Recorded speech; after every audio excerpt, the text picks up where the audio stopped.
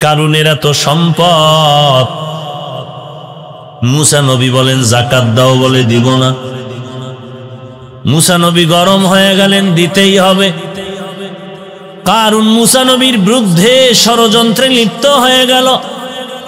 এত পরিমাণ সম্পদ, ওই কারুনের যাকাত দিতে তো কোনো বাধা নাই, কিন্তু লোভ সামলাতে পারে না, লোভে পাপ, পাপে মৃত্যু হয়ে যায়। মেয়েকে সাজাইলো, মুসা নবীর বিরুদ্ধে লাগায়া দাও। মুসা নবীর মঞ্চে গিয়ে ওই মেয়েটা টাকার লোভে পড়ে, স্বর্ণের লোভে পড়ে বলে, মুসা নবীকে বলবা তোমার সাথে মুসা নবী জিনা করেছে। মেয়েটা টাকার লোভে পড়ে মুসা নবীর বিরুদ্ধে দাঁড়ায় গেল।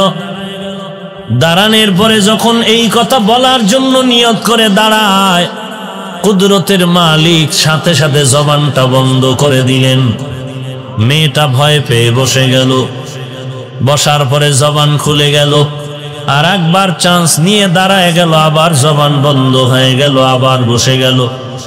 মেয়েটা এই কয়েকবার ধোঁকা খাওয়ার পর মনের ইচ্ছাটারে পাল্টায় দিল, মালিক আর মুসা নবীর বিরুদ্ধে বলবো না, তুমি আমার জবানটা খুলিয়া দাও, আমি মুসা নবীর পক্ষে কারুনের ষড়যন্ত্র আমি ফাঁস করে দিব। আল্লাহ জবানটা ওপেন করে দিলেন। মেয়েটা দাঁড়ায় বলেন, পয়গম্বর, কারুন আমাকে টাকার লোভ দেখায় আপনার বিরুদ্ধে লেলিয়ে দিয়েছে আপনার নামে অপবাদ দেওয়ার জন্য। আমি পুরা ভরা মজলিসে বললাম, আপনার মতো পবিত্র ব্যক্তি আর কেউ হতে পারে না। ওই মেয়েটা লোভে পড়ে দাঁড়াইয়া যখন শেষ সত্য কথা বলল, পয়গম্বর মুসা নবী রাগান্বিত মেজাজ নিয়ে বলেন, আল্লাহ মাটি আমার গোলাম বানায় দাও। আল্লাহ বলেন, দিয়ে দিলাম। আল্লাহ নবী বলেন, মাটি কারুনকে ধর। মুসা নবীর অর্ডারে মাটি কারুনের হাঁটু পর্যন্ত গ্রাস করে ফেললো। কারুন বলে, মুসা বাঁচাও, বাঁচাও। মুসা নবী বলে, মাটি আবার ধর। মাজা পর্যন্ত মাটি গ্রাস করে ফেললো। কারুন চিল্লায় কয়, মুসা আমাকে বাঁচাও। মুসা নবী কয়, মাটি ধরার মতো ধর। কারুনের সিনা পর্যন্ত মাটি গ্রাস করে ফেললো। কারুন বারবার বলে, আমাকে বাঁচাও, বাঁচাও। মুসা নবী বলে, উম্মতেরা পাথর মেরে তারে ধ্বংস করে দাও। কারুন ধ্বংস হওয়ার পরে আল্লাহ বলেন, মুসা, কারুন তোমাকে যতবার বলল বাঁচাও, বাঁচাও, বাঁচাও, ওরে মুসা তুমি তো তারে বাঁচাইলা না, রাগ করে মারিয়েই ফালাইলা। ওই আমি আল্লাহ তো কুদরতের নজর দিয়া তাকাইছিলাম, ওই বান্দা যদি 1000 বার না 100 বার না, একবার যদি আমি আল্লাহকে আল্লাহ বলে ডাক গিয়া বলতো, ও আল্লাহ তুমি আমাকে বাঁচাও, আমি আল্লাহ রহমতের দরজা দিয়া তাকে বাঁচাবার রাস্তা খুলে দিতাম। আতিনা ফি দার দুনিয়া না হাসান, আতিনা ফি দার উকবা না হাসান, ইয়া গিয়াসাল মুস্তাগীসিন হদিনা লফতিখারা বিল উলুমে ওয়াল গিনা, হর গরি দেনে কে তু তৈয়ার হ্যায়, জো না মাঙ্গে উসসে তু বেজারো হ্যায়। এরে নবীর উম্মতের দল, একই দিনে একই সময় 100 উট আল্লাহর রসূল আমার পয়গম্বর কোরবানি করেছেন। জমিনটা তন্ন তন্ন করে তদন্ত করো, এমন একজন ধনী লোক খুঁজিয়া পাও কিনা দেখো, একই টাইমে একই দিনে একই মুহূর্তে 100 উট কোরবানি করেছে। তাহলে বুঝো কি পরিমাণ ধনী হলে আমার পয়গম্বর একই সময় 100 উট কোরবানি দেয়। আবার সেই নবী এমন অসহায়, এমন দরিদ্র হালাতে জীবনটা কাটায় যে পেটে পাথর বেঁধে দৌড়ায়, খানার কোনো চিন্তা নাই। এরে নবীর উম্মতের দল, ওসমান রাদিয়াল্লাহু তাআলা আনহু কত সম্পদের মালিক। সম্পদ হওয়া গুনাহ না, গজব না। যদি তোমার সম্পদটা আল্লাহর লাইনে আসে, আল্লাহর রাস্তায় ব্যয় হয়, আর যার সম্পদ অবৈধ পথে আসবে, অবৈধ পথে যাবে, তার সম্পদ দুনিয়ার জন্য গজব, পরকালের জন্য তার গজব। দুনিয়ার গজব টের পাননি? কথা বলেন না কেন? हकीकत से तो दुनिया बेखबर है, दुनिया की नुमाइश पर नजर है। नमी गोयम के आज दुनिया जुदाबाश बहर कारी के बाशी बा खुदाबाश। আল্লাহ বলেন সাহায্য তার থেকে নাও যার মধ্যে দুর্বলতা নাই, পিছুটান নাই, অভাব নাই, স্বার্থ নাই।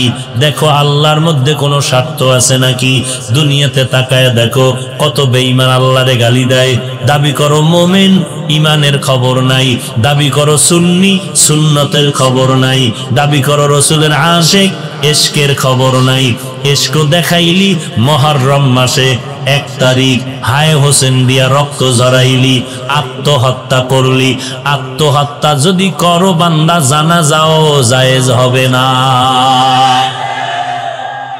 এরে নবীর উম্মতের দল, হায় হোসেন বলে চিল্লাইলি রে মুমিন। মুহররম পালন করলি, আর মদিনার নবীও মুহররম পালন করেছেন রোজা রাখার মাধ্যমে। আল্লাহর নবী বলেন রমজানের পরে আফজালুস সিয়ামি বাদা রমাজানা শাহরুল্লাহিল মুহররম। মুহররমের রোজা হলো রমজানের পরে দামি রোজা। রোজা রাখো তোমরা 9 তারিখ, 10 তারিখ, 11 তারিখ, অথবা 10, 11 বা 9, 10 রোজা রাখার মাধ্যমে মুহররম উদযাপন করো। যারা হায় হোসেন বলে চিৎকার দিল, হাজারো হাজারো আল্লাহর বান্দা পর্দার খবর নাই, নামাজের খবর নাই, রোজার খবর নাই, দাড়ি টুপির খবর নাই। আমি ঢাকাতে বলেছিলাম এই জমিনের মধ্যে হোসাইনের ভক্ত যদি কেউ দাবি করে আমরা টুপিওয়ালা দাড়িওয়ালা ছাড়া আর কেউ না। এরে নবীর উম্মতের দল, আবার সামনে আসতেছে রবিউল আউয়াল। ওই দিন কতই না কোদা কুদবি, রাস্তায় স্লোগান আর মিছিল আর র্যালি বের করবি, অথচ দাড়ির খবর নাই, টুপির খবর নাই, পর্দার খবর নাই। ওরে সুন্নি দাবি করা তার জন্য শোভা পায় যার আঙ্গুলের নখগুলো নবীর সুন্নতের বাহিরে নাই, যার দাড়িগুলো নবীর তরিকার বাইরে নাই, যে নবীর সুন্নতের দস্তারখান ছাড়া খানা খায় না, যেই বান্দা নবীর সুন্নত ছাড়া জুতা পরে না, সুন্নত তরিকা ছাড়া বাথরুমে যায় না, সুন্নত তরিকা ছাড়া বের হয় না। নবীর সুন্নত যে যত পরিমাণ আমল করবে এ হবে আসল সুন্নি। যার মধ্যে সুন্নত নাই ও যদি সুন্নি দাবি করে টাটকা বাটফার। এরে নবীর উম্মতের দল, এরে নবীর আশিক, বল তুই কেমন নবীর উম্মত? তোর নবী কি দুর্বল নবী? তুই কোন নবী মানো? তোর নবী কি দুর্বল? তোর নবীর আদর্শ কি পচা? যদি বলো না না, তোর নবীর আদর্শ কেমন? তোর নবীর আদর্শ দিয়া দুনিয়াতে চ্যালেঞ্জ করবি, দুনিয়ার সব আদর্শগুলো না পাক, আমার মদিনার নবীর আদর্শই হলো পাক। তাহলে নবীর আদর্শ গ্রহণ করলি না কেন? মাথা দিয়ে তাকাইলে মদিনার টুপি নাই কেন বলো? তোমার চুলগুলোর দিয়ে তাকাইলে ক্রিকেটারের গন্ধ আসে কেন বলো? মদিনার নবীর সুন্নতের তরিকায় চুল কাটতে যার ভালো লাগে না, ক্রিকেটারের সাইজে চুল কাটতে যার মজা লাগে, ওটা নবীর আশিক দাবি করার অধিকার রাখে না। हम सूरतो हम सीराते मुस्तफा दर तमामी हाले उकुन इत्तेबा इत्तेबाए सुन्नते खैरुल बशार गिरे लाजिम ताबयाबी आए पेसार। ओ गो नबीर उम्मतेरा হয়ে আজি দিশাহারা। কোরআন হাদিস ছেড়ে চলো যখন যাহা চায় মনে, নবী বিনে কে তরাবে পুলসিরাত মিজানে, নবী বিনে কে তরাবে পুলসিরাত মিজানে। চলো চলো চলো মুমিন চলো নবীর সন্ধানে, নবী বিনে কে তরাবে পুলসিরাত মিজানে। নবীর মায়া নাই কি তোমার, কেমনে দুঃখ দাও যে আবার। দরুদ পড়ো স্মরণ করো প্রথম ঘাটি কাফনে, নবী বিনে কে তরাবে পুলসিরাত মিজানে, নবী বিনে কে তরাবে পুলসিরাত মিজানে। এরে নবীর উম্মতের দল, আল্লাহ বলেন সাহায্য তার থেকে নাও যার মধ্যে তিনটা দুর্বলতা নাই। 1 নম্বরে পিছুটান নাই, 2 নম্বর বান্দা অভাব নাই, 3 নম্বর যার কোনো স্বার্থ নাই। আল্লাহ এমন মাওলা যার কোনো স্বার্থ নাই। যদি স্বার্থ থাকতো একটা বেনামাজিকে আল্লাহ ঘুমের ঘরেই মেরে ফেলতে। আল্লাহ বলেন বান্দা তোরে ফজরের সময় ডাকলাম আয়, মসজিদের আজান শুনে বান্দা তুই হাজিরা দিলি না। আমি আল্লাহ বেজার হইয়া পানি বন্ধ করি নাই, বাতাস বন্ধ করি নাই, সূর্যের আলো বন্ধ করি নাই, বান্দা তোর জন্য চাঁদের আলো বন্ধ করি নাই, খানাও বন্ধ করি নাই। বরং আমি আল্লাহ দয়া করে জোহরের সময় ডাকলাম, ফজরে আসো নাই, জোহরে আসিয়া যদি মসজিদে হাজিরা দাও জিন্দেগির গুনাহ মাফ হয়ে যাবে। কপাল খারাপ তুই জোহরের নামাজও হাজিরা দিলি না। আমি আল্লাহ রহমানের দরজা দিয়ে আবার তোরে আসরে ডাকলাম, আসরেও তুই হাজিরা দিলি না। আমি আল্লাহ রহমতের দরজা দিয়ে তোরে মাগরিবে ডাকলাম, মাগরিবেও হাজিরা দিলি না। আমি আল্লাহ তোকে আমার এশার নামাজে ডাকলাম, তুই আসলি না। কোন পেছে পড়িয়া আজকে তুই এই ফদরা ফলা মাহফিলে হাজির হয়ে গেছো? এখানে আসার পর তওবার দরজায় গিয়া যদি চোখের পানি ছেড়ে বলো রে আল্লাহ ফজরও পড়ি নাই, জোহর পড়ি নাই, আসরে ডাকলা হাজিরা দিতে পারি নাই, মাগরিবও দিতে পারি নাই, এশার নামাজও দিতে পারি নাই। আজকে কোরআনের বাগানে আসার পর আমার মনটা তওবার জন্য রেডি হয়ে গেল। জীবনে গুনাহ তো কম করি নাই, মনে হয় যেন এই ময়দানে যদি দাঁড় করানো হতো আমার মতো গুনাহগার একজন এই ময়দানে পাওয়া যেত না। আমার হাতের দিকে তাকায় দেখি জিন্দেগির হাতের গুনার কারণে হাত 2টা নাপাক, জীবনের গুনার কারণে আমার চোখ 2টো নাপাক, গুনাহের কারণে আমার জিহ্বাটা নাপাক, গুনাহের কারণে আমার চোখ নাপাক, কান নাপাক, অন্তর নাপাক। ও আল্লাহ আজকে থেকে তওবা করলাম।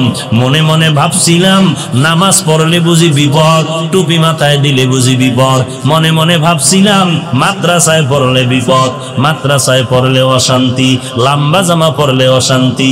মনে মনে ভাবছিলাম যদি দাড়িটা লম্বা করি স্বাধীনতা নষ্ট হয়ে যাবে, যদি মাদ্রাসায় পড়ি না খেয়ে মরতে হবে।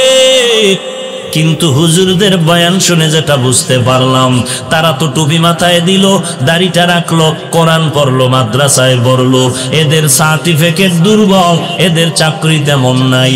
কিন্তু দেখা যায় আমরা যেমন 3 বেলা খাই হুজুরেরাও তো 3 বেলা খায়, আমরা যেমন ঘুমাই টুপিওয়ালারাও ঘুমায়, আমরা যেমন বাজার করি কোরআনওয়ালারাও বাজার করে, আমরা যেমন বিবাহ শাদী করি কোরআনওয়ালারাও বিবাহ শাদী করেছে, আমরা যেমন ঘোরাফেরা করি সফর করি কোরআনওয়ালারাও সফর করে। অতএব চিন্তা করে দেখলাম মাঝখানে টুপি মাথায় না দিয়ে আসলেই জিন্দেগি নষ্ট করতেছি। দাড়িটা না রাখার কারণে জিন্দেগি নষ্ট হচ্ছে। শুধু হুজুর না, আমার মতো ইংরেজি পড়ুয়া বহু যুবক স্কুল কলেজে পড়িয়াও নামাজ বাদ দেয় না, অভাব নাই। আমার মতো যুবক র্যাব আর্মি পুলিশ বিডিআরের চাকরি করিয়াও নামাজ বাদ দেয় না, অভাব নাই। আমার মতো যুবক সন্তান কোটি টাকার মালিক, ব্যবসা করে 1 টাকাও হারাম খায় না, অভাব নাই।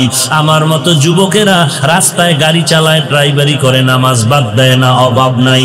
আমার মতো যুবকেরা ময়দানে কাজ করে, মাঠে চাষাবাদ করে, নামাজ বাদ দেয় না, অভাব নাই। হুজুরদের দিকে তাকাইয়াও দেখলাম তারাই আমাদের থেকে অনেক সম্মানে আর শান্তিতে আছে।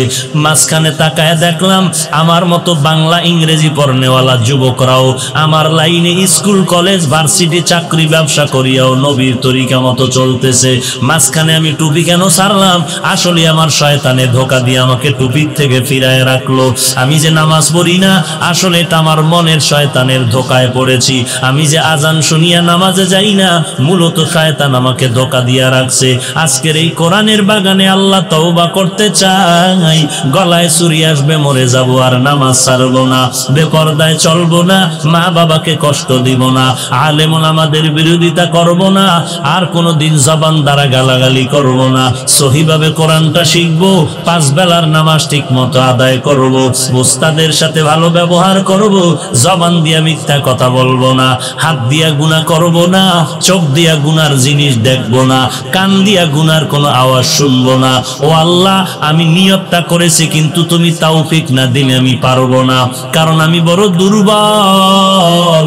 বারবার শয়তান আমাকে ধোঁকা দেয় গুনার দিকে নেওয়ার জন্য। আজকে তুমি আমাকে তৌফিক দাও, আমি আজকে থেকে তওবার নিয়ত করলাম। ও আল্লাহ, আর তোমার তরিকা, নবীর তরিকা ছাড়া চলবো না। তুমি তৌফিক দিলে আমার দ্বারাই তওবার উপরে চলা সম্ভব। তুমি আমাকে তৌফিক দাও, আর মা বাবাকে কষ্ট দিব না, দেশের বিরুদ্ধে জাতির বিরুদ্ধে ষড়যন্ত্র করব না। এমন পাক্কা নিয়ত যদি বিবেকের জিজ্ঞাসা করে করতে পারো, গলায় ছুরি আসবে, মরে যাবি, তারপরও বান্দা তুই আল্লাহর নবীর তরিকার বাইরে চলবি না। কারণ দুনিয়াতে তুই টুপি বাদ দিয়া, দাড়ি বাদ দিয়া, নামাজ বাদ দিয়া কার পেছনে ঘুরো, ওই বান্দাও কিন্তু আল্লাহর গোলাম। ওই বান্দা তোরে রিজিক দেয় না, রিজিক দেয় কে? ওই বান্দা তোরে সম্মান দেয় না, সম্মান কে দেয়? যদি ওই বান্দা তোরে সম্মান দিত, তাহলে ওই বান্দারে পুলিশে আটকাইতে পারতো না। ওরে বান্দা, ভালো করে চিনে রাখ, বুঝিয়া লা, কে তোরে রিজিক দেয়, কে তোরে সম্মান দেয়? দুনিয়ার কেউ না, রিজিক দেয় আমার আল্লাহ, হায়াত দিনেওয়ালা আল্লাহ, সম্মান দেনেওয়ালা আল্লাহ। আল্লাহ পাক রব্বুল আলামিন সম্মান দিবে। অতএব আল্লাহর কাছে ফিরে যাও, দুনিয়ার ধান্দার থেকে ফিরে যাও, নবীর তরিকাটাকে নিজের জীবনের গলার মালা বানায় নাও, আল্লাহর মহব্বত নিয়ে তওবা করো। মালিক, আজকে থেকে আর 5 বেলার নামাজ ছাড়বো না, আজকে থেকে গুনাহের পথে যাব না। সবার কপালে তওবা নসিব হবে না, সবাই জান্নাতও পাবে না। আল্লাহ যাকে কবুল করবেন, সেই বান্দা তওবার জন্য রেডি হয়ে যাবে, চোখের পানি ছেড়ে কাঁদবে, আল্লাহ আর গুনাহের পথে যাব না। কারণ কোরআন সত্য, হাদিস সত্য। গুনাহগারের জন্য কবরে আযাব হবে, তাও সত্য। হাসরের ময়দানে গুনাহগারের জন্য আযাব হবে, কথাটাও সত্য। আমি ওই আযাব সহ্য করতে পারবো না। ও আল্লাহ, তুমি আমার তওবা কবুল করে নাও। ওয়ালাকাদ কাররামনা বানি আদম ওয়া হামালনাহুম ফিল বাররি ওয়াল বাহরি ওয়া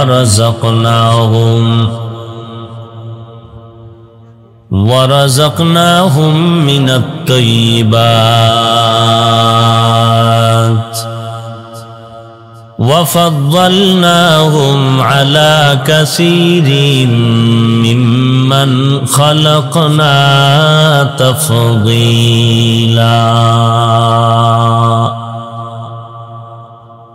আল্লাহ পাক ইনসান মানব জাতিকে সৃষ্টির শ্রেষ্ঠত্ব দান করেছেন আওলাদে আদম যারা, অর্থাৎ আল্লাহর কাছে এরা বেশি প্রিয়, বেশি দামি। যে যার কাছে যত বেশি প্রিয়, যত দামি, সে তাকে বিভিন্নভাবে যাচাই বাছাই পরীক্ষা করে। দুনিয়াতে সবাই কেউ কারো হতে গেলে পরীক্ষার মাধ্যমে যাচাই করে সে আমার না অন্য কারো। যেহেতু মানুষ আল্লাহর কাছে দামি, এজন্য আল্লাহ মানুষকে একটু কঠিন পরীক্ষা করবেন। কিন্তু এই পরীক্ষায় বান্দা তার শক্তি দ্বারা পাশ করার যোগ্যতা নেই, কারণ মানুষ সর্বশ্রেষ্ঠ হলেও সৃষ্টির দিক থেকে তারা দুর্বল। ওয়া খুলিকাল ইনসানু যায়ীফা। আল্লাহ বলেন, আমি ইনসান সৃষ্টি করেছি দুর্বল করে। খানার দিক থেকে দুর্বল, চলাফেরার দিক থেকে দুর্বল, ঘুমের দিক থেকে দুর্বল, মেধার দিক থেকে দুর্বল। এক কথায় মানুষের মতো দামি যেমন আর কেউ নাই, সেই মানুষের মতো দুর্বলও এ জমিনে আর কেউ নাই।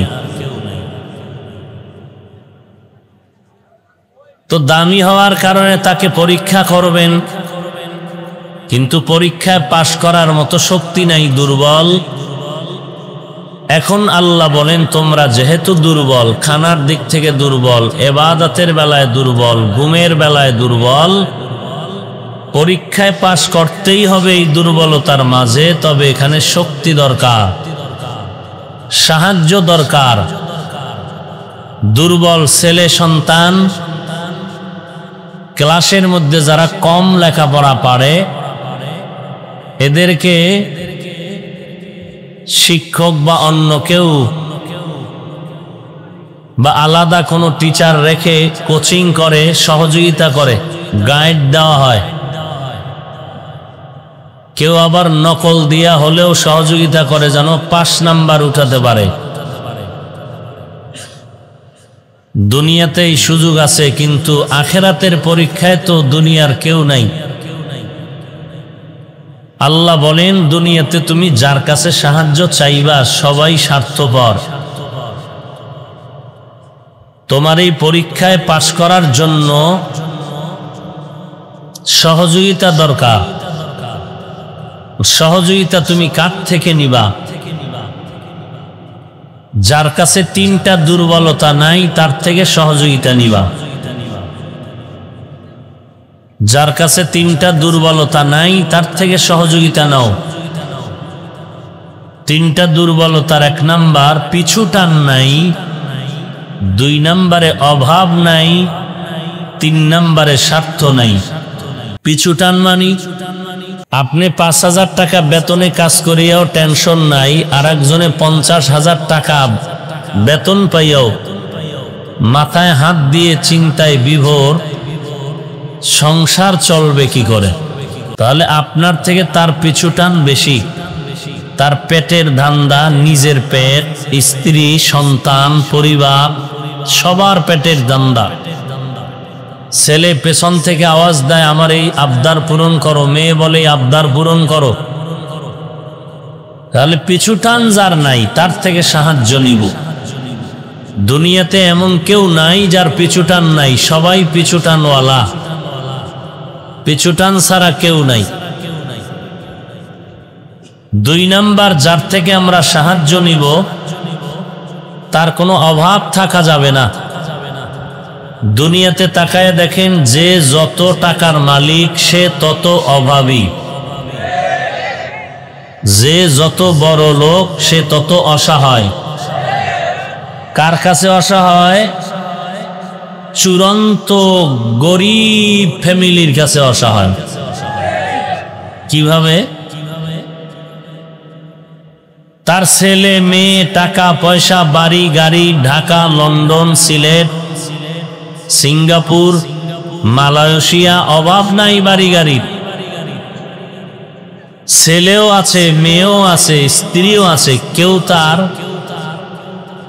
এত টাকা পয়সা বাবার হওয়ার পরেও বাবার আপন হতে পারেনি। কোন বাবা যদি বলে আমার টাকা পয়সা, বাড়ি গাড়ি, অভাব নাই, সন্তান তুই কি চাও দিয়া দিব,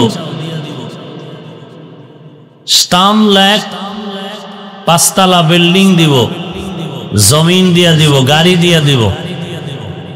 বিষয় কি? বলে তোর একটা ডিউটি পালন করবি, আমি তোর বাবা, তুই আমাকে প্রতিদিন 2-3 বার জুতা মুছে দিবি, আমার জুতাটা মুছে দিবি, আমার পরনের কাপড় ধুয়ে দিবি। সচেতন বিবেকবান বলুন সন্তান বাবার বাড়ি গাড়ির লোভে পড়েও, বাবার লোভ তো দরকার ছিল না, বাবা হিসাবেই খেদমতের দরকার ছিল। এরপরও বাবায় টাকা পয়সা, বাড়ি গাড়ি লেখার পরেও কি বড় লোকের বাচ্চারা বাবার জুতা মুছতে রাজি হবে? তাহলে ওই বড় লোকের জুতা মুছে দেয় আপনাদের অঞ্চলের সবথেকে থার্ড ক্লাসের ফ্যামিলি গরিব কর্মচারীরা। গ্লাস ধুইয়া দেয়, চা আগায় দেয়, পানি আগায় দেয়, কাপড় ধুয়ে দেয়, বিছানা ধুয়ে দেয়, বাথরুম ধুয়ে দেয়। এক কথায় এত বড় টাকার মালিক, বাড়ি গাড়ির মালিক সিলেটের সব গরিবরা যদি বলতো আমরা কোনো বড় লোকের কাজ করব না, তাহলে আপনাদের এলাকায় গরু যেই ঘরে বেঁধে রাখে ওই ঘরটাকে কি বলেন? গোয়াল ঘর। তাহলে প্রত্যেকটা বড় লোকের বাড়ি হয়ে যেত গোয়াল ঘর। কারণ জুতা মুছবে না, ছেলে মুছবে না, স্ত্রী তো পরের কথা। স্ত্রীকে বললেও তো পিঠা খাইব যে এত বড় সাহস দিল কার তোমাকে? তুমি আমার বাবা মা চিনো না? তোমার মতো স্বামী না হইলে কি হবে? ছেলে তো নাই, এখন এই গরিব কাজ করলে বড় লোকের জুতা পরিষ্কার হয়, গরিব কর্মচারী কাজ করলে তার জামা কাপড় ময়লা দূর হয়, বাথরুম পরিষ্কার হয়, খানা আগায় দেয়, পাক করে দেয়। গরিব যদি না দেয়, যেমন তার ঘর বাড়ি হবে গোয়াল ঘর, আর তার জিন্দেগি হবে পঙ্গু। তাহলে এবার বুঝেন কত বড় টাকাওয়ালা কি পরিমাণ অসহায়। কার কাছে? বড় লোকের কাছে না গরিবের কাছে? কিন্তু কামডা করে কি? নিমক হারামি। যেই গরিব জুতা মুছে দিল, লঙ্গি ধুয়ে দিল, বাথরুম পরিষ্কার করলো, তার বেতন 5,000, 2,000, 2,500, 3,000, 4,000, 6 মাস বাকি, মাস শেষ, বেতন নাই, ঈদে বোনাস নাই, ঈদের কাপড় চুপুর নাই। আর যেই ছেলে ঘাটতারামি করে, বাঁকা নজরে চলে, বাবার কোনো কাজ করে না, তার পকেট খরচ দৈনন্দিন 5,000। এই ছেলে এত টাকা পাইয়া এক সময় সে বিড়ি, গাঞ্জা, ইয়াবা, মদের বোতল, সর্বশেষ ক্যাসিনো। এত টাকা রাখবে কই? যখন দেখে যে টাকা খরচের রাস্তা নাই, তো আকামের রাস্তা তো আছে। তো চলো অলিপুর পার্কে গিয়ে ঘুরি, রমনা পার্কে যাই। এরকম আকাম করতে করতে করতে করতে যখন পাহাড় পরিমাণ হয়, তখন কালো পোশাকের কাছে ধরা পড়ে। কথা বুঝেন নাই? একদিনে না, সীমা লঙ্ঘন যখন হয়ে গেল তখন ধরা পড়ে যায়। আল্লাহ পাক বলেন, তুমি সাহায্য ছাড়া পরীক্ষায় পাশ করতে পারবা না, তবে সাহায্য তুমি নিবা কার থেকে? যার মধ্যে 3টা দুর্বলতা নাই তার থেকে নাও। 1 নাম্বার, যার পিছু টান নাই। 2 নাম্বার, যার অভাব নাই। আল্লামা শায়েখ সাদি রহমাতুল্লাহ আলাইহি বলেন, মানুষের চোখে পেটের ক্ষুধা নিবারণ হলেও চোখের ক্ষুধা নিবারণ হয় না। যত দিবেন চোখে বলে আরো দাও। 1 প্লেট ভাত পারবে না, বাচ্চারা বেশি পারে না, এরপর কয় দাও, দিতে থাকো। বাফেও এত লয় নাই, বাচ্চা যেই পরিমাণ নিছে।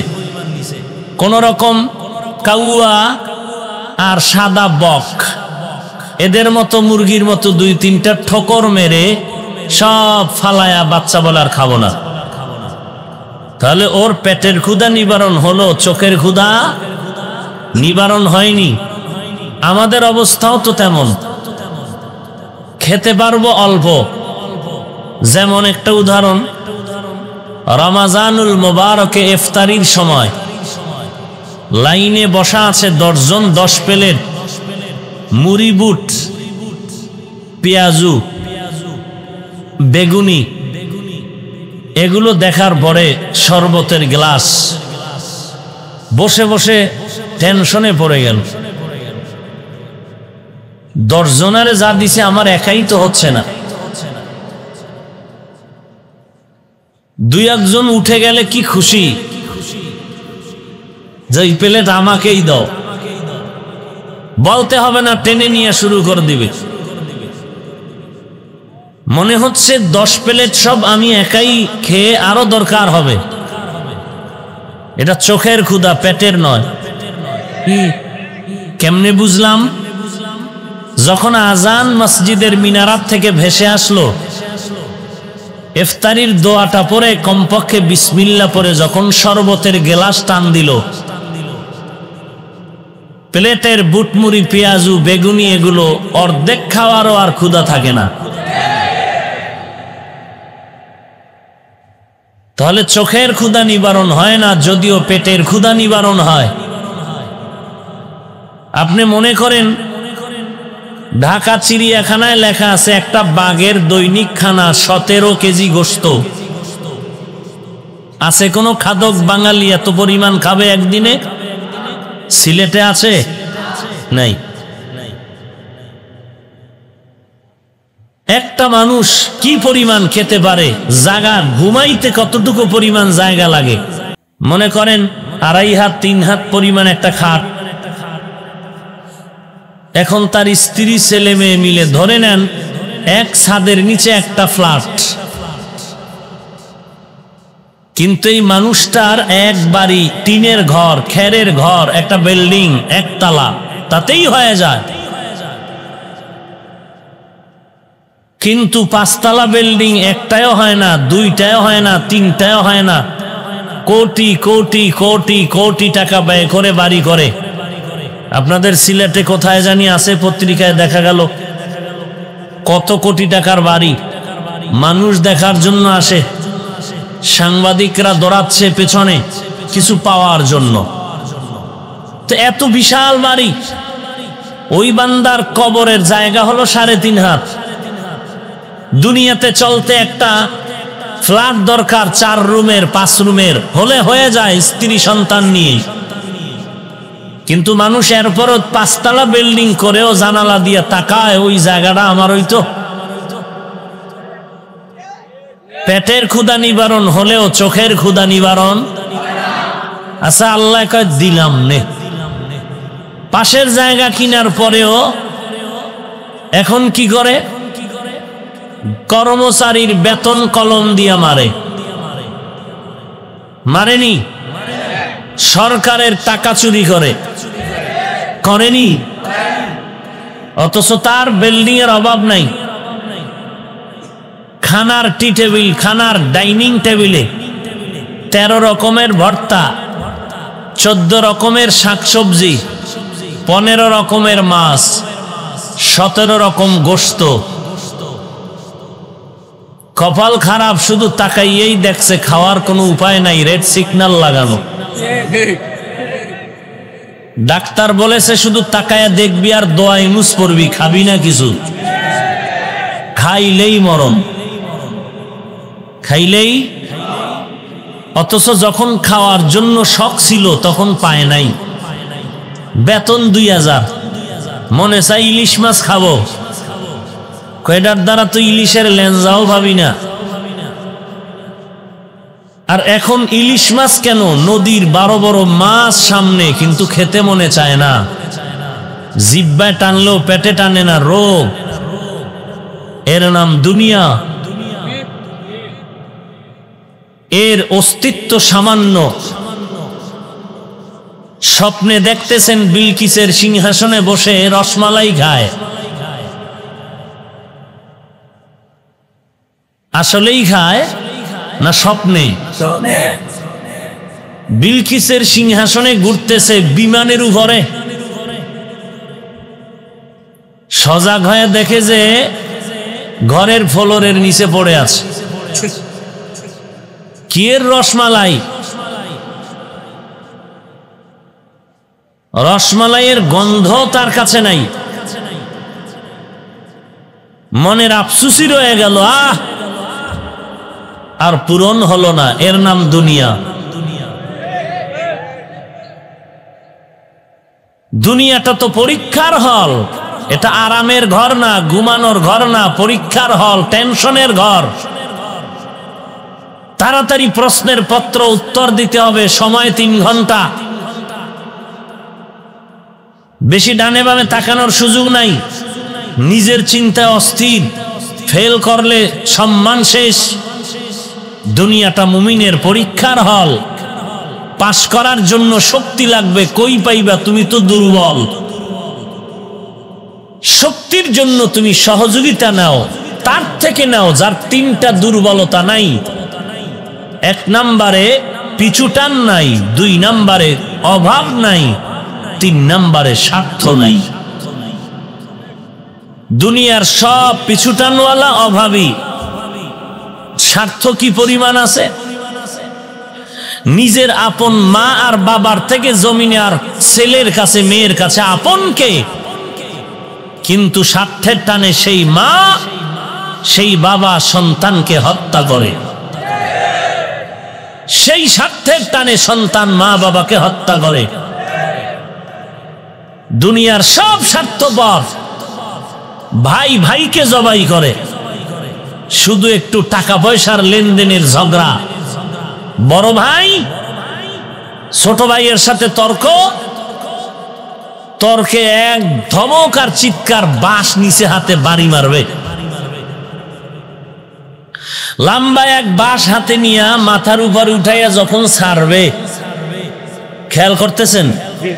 বাঁশটা উঠাইছে, বড় ছোট ভাইকে বাড়ি মারবে, এই টাইমে বাঁশ উঁচু করে পেছনে পড়ে গেল, নিজেও পড়ে গেল। মা এসে দেখে আর জিন্দা নাই। এ তো নগদ ঘটনা, তাজা খবর, মিথ্যার কিছু নাই। কিসের বাহাদুরি করেন? টাকার। আপনার থেকে কত পরিমাণ টাকা ছিল কারুনের, হিসাব করেন। কি পরিমাণ সম্পদ ছিল ফেরাউনের, নমরুদের, হামান, সাদ্দাদের। যেই সাদ্দাত আল্লাহর জান্নাতে যাবে না, নিজে জান্নাত বানাইলো। কি পরিমাণ ক্ষমতার মাস্তানি ছিল নমরুদ্দার, যে আল্লাহকেই মেরে ফেলবে। সেই নমরুদকে ধ্বংস করার জন্য আল্লাহর আসমানি কোনো বাহিনী লেগেছিল? কি লাগছে? শুধু একটা অসুস্থ মশা, সাথে জুতা মোবারক। সে আল্লাহ নাই? কথা বলেন না কেন? সে আল্লাহকে ভয় করে চলেন। অহংকার পতনের পূর্বাভাস। আমাদের প্রত্যেকেরই সাহায্য দরকার। কোটিপতির যদি দরকার হয়, আমার তো আরো আগে দরকার, তবে সাহায্য নিব তার থেকে যার তিনটা দুর্বলতা নাই, পিছুটান নাই, অভাব নাই, স্বার্থ নাই। এই তিনটা দুর্বলতায় জড়িত গোটা জগতের মানুষ। গভীরভাবে যদি তাকায় দেখে এই তিনটা জিনিস দুর্বলতা নাই, একমাত্র তিনি হলেন আল্লাহ। বলেন, আল্লাহর কোনো পিছুটান আছে? লাম ইয়ালিদ ওয়া লাম ইউলাদ। আল্লাহ কাউকে জন্ম দেন নাই, কাহারো থেকেও জন্ম নেন নাই। আল্লাহর ছেলে নাই, মেয়ে নাই, স্ত্রী নাই, কেউ নাই। তিনি হলেন ওয়াহদাহু লা শারীকা লা। আমার আল্লাহ হলেন আল্লাহুস সামাদ। দুনিয়ার কারো কাছে আল্লাহ মুখাফিক্কি নন, সবাই আল্লাহর কাছে ঠেকা, আল্লাহ কারো কাছে ঠেকা নয়। আল্লাহ কেমন বলেন? লা তাখুযুহু সিনাতু ওয়ালা নাওম। আল্লাহ ঘুম যান না, তন্দ্রাও যান না। আল্লাহ পাক বলেন, আমি কেমন? হুয়াল আউয়াল ওয়াল আখির ওয়াল যাহির ওয়াল বাতিন। আমি আগে, শুরুতে, শেষে, আমার জাহের বাতিন সর্বক্ষেত্রে আমি আল্লাহ একক। আমি আল্লাহর কোনো শরিকদার নাই, পিছে আমাকে বলার মতো কেউ নাই যে আমারটা আগে পূরণ করো। আল্লাহ বলেন, আমি আল্লাহর পিছুটান নাই। 2 নম্বরে আমার অভাব নাই, কারণ দুনিয়ার সব মাখলুকাত হলো ফকির, গরিব, মিসকিন। একমাত্র ধনী হলেন আমার আল্লাহ। ইয়া আইয়ুহান নাস আনতুমুল ফুকারাউ ইলাল্লাহ ওয়াল্লাহু হুয়াল গানিয়্যুল হামিদ।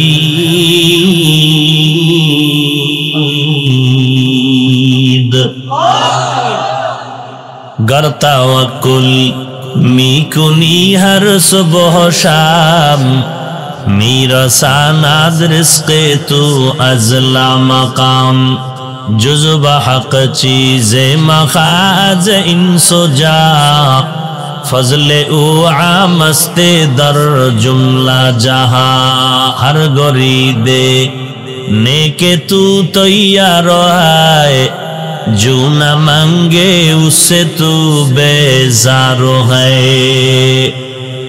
আল্লাহ তাআলা বলেন, হে মানব জাতি, তোমরা সবাই ফকির, একমাত্র আমি আল্লাহ হলাম প্রশংসিত ধনী। আমি আল্লাহর মতো ধনী আর কেউ নাই, আমার কোনো অভাব নাই। দুনিয়াতে যত বড় টাকাওয়ালা ধনী দেখো সবাই অভাবী। কারুনের এত সম্পদ, মুসা নবী বলেন যাকাত দাও, বলে দিব না। মুসা নবী গরম হয়ে গেলেন, দিতেই হবে।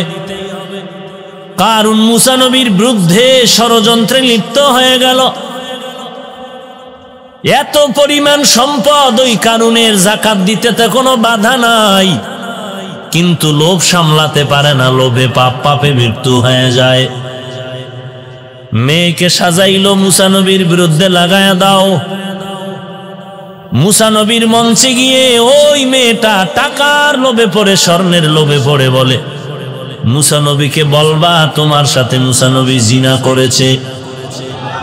মেয়েটা টাকার লোভে পড়ে মুসা নবীর বিরুদ্ধে দাঁড়ায় গেল।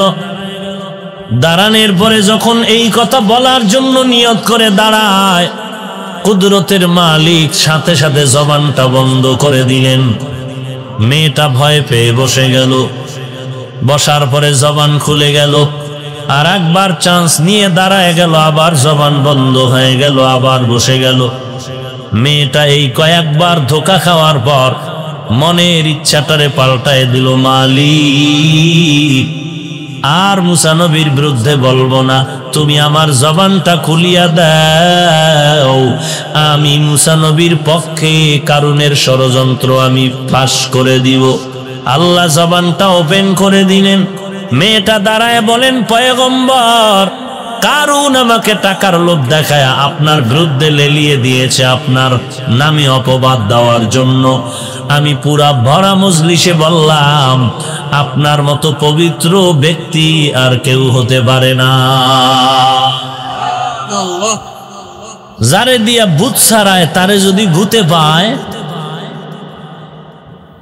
যারে দিয়া জিন ছাড়াবে তারেই যদি জিনে পায়। বুঝেন না? কি বুঝেন? মুরগি কিরে কিনলাম, আমানত রাখলাম শিয়ালের কাছে। এই শিয়াল পণ্ডিত ভাই, 3 দিনের জন্য মুরগি তোমার কাছে আমানত, আবার এসে নিয়ে যাব।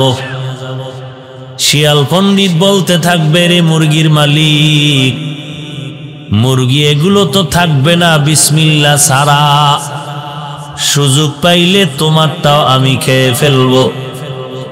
মুরগি শিয়ালের হাতে আমানত রাখা যেমন বুদ্ধিমানের কাজ, যার নামাজ নাই, রোজা নাই, নবীর সুন্নতের খবর নাই, এর কাছে সুন্নিয়তের চাবি দেওয়াটাও তেমন বোকামির কাজ।